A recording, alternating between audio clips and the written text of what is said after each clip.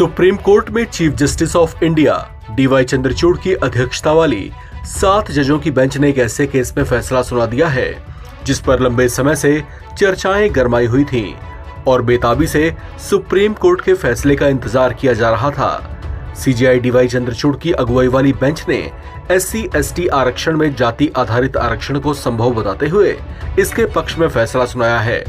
Supreme court ने अपने judgement में कहा कि कोटे के भीतर कोटा समानता के खिलाफ नहीं है।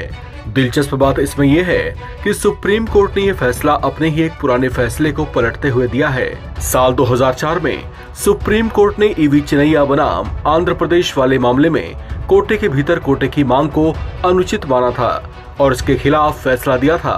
अब सुप्रीम कोर्ट के नए जजमेंट को लेकर जस्टिस BR गवई ने फैसला लिखते हुए कहा कि EV चिनैया फैसला मामले में कुछ खामियां थीं।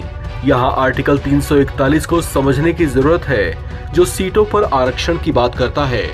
उन्होंने कहा कि मैं कहना चाहता हूँ कि आर्टिकल 341 और 342 आरक्षण के मामले को डील नहीं करता है। कोर्ट ने कहा कि राज्यों को अधिक वंचित जातियों के उत्थान के लिए आरक्षित श्रेणी के अंदर कोटा देने के लिए अनुचित जातियों और अनुसूचित जनजातियों का उपवर्गीकरण करने का अधिकार है। आपको बता दें कि इस मामले की सुनवाई 7 जजों की संवैधानिक बेंच कर रही थी, जिसमें CJI चंद्रचूड़ के अलावा जस्टिस मनोज मिश्रा, जस्टिस बेला M Trivedi, justice BR Gavai, justice Vikram Nath, justice Pankaj Mittal और जस्टिस SC शर्मा भी शामिल थे।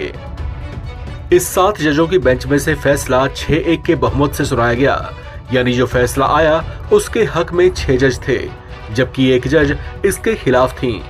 जस्टिस बेला त्रिवेदी ने बहुमत के फैसले से अलग राय दी थी। जस्टिस बेला त्रिवेदी ने अपने फैसले में लिखा कि मैं बहुमत के फैसले से अलग राय रखती हूँ। उन्होंने कहा कि मैं उस तरीके से सहमत नहीं हूँ जिस तरीके से 3 जजों की बेंच ने इस मामले को बड़ी बेंच को भेजा था।